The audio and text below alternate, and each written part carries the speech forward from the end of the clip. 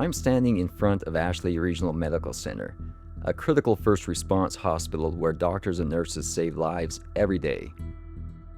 What's said about the patient's safety in places like this matters, especially when it's used to shape statewide law. An emergency room physician, Dr. Stolworthy, was recruited by Senator Mike McKell to testify before the legislature in support of a kratom ban. The committee was told there had been an increase in kratom admissions over the last 4 to 6 months, mainly associated with withdrawal. In Georgia, an emergency room doctor told parents that a substance consumed by 5 middle school students who were hospitalized, in his professional opinion, the substance was likely kratom. But when those so-called kratom gummies were tested at the University of Florida, one of the nation's leading kratom research laboratories, tests for kratom and 116 other substances confirmed kratom was not present. To this day, the true cause of those kids getting sick is still unknown. But the rush to blame kratom before testing shows how wrong even well-intentioned medical assumptions can be. But that testimony did not establish that these cases involved natural kratom leaf products, but the fact that the chemically manipulated synthetic 7-OH could have been the actual cause of the person coming to the emergency room. Here's what Senator McKell doesn't want you to hear. Federal health leaders have clearly identified the real problem: a synthetic, chemically manipulated product falsely sold as kratom called 7-hydroxymitragene, or 7-OH. Senator McKell blames the kratom industry for deflecting blame to 7-OH. No HHS, FDA, and scientific research has done that conclusively.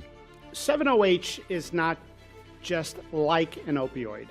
It does not just have opioid binding properties. 7-OH binds to the mu receptor, which means scientifically, by definition, it is an opioid.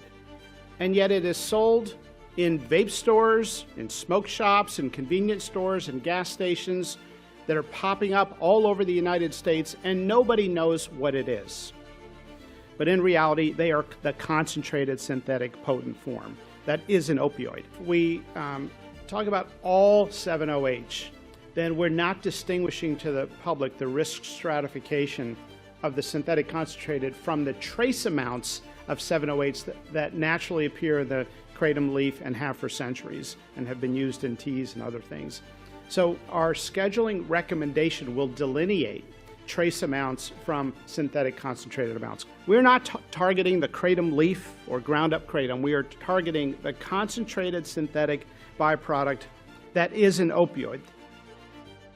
Senator McKell, if you can take a moment from your preening for the television cameras, tell Secretary Kennedy and tell Commissioner McCary that natural kratom leaf products are dangerous and killing people.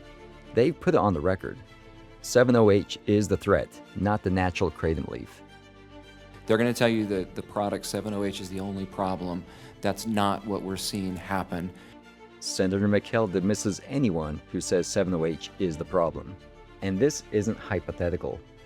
We've already seen what happens when assumptions replace testing. That's exactly why legislative decisions should be based on verified toxicology and federal science, not fear, speculation, or mislabeling.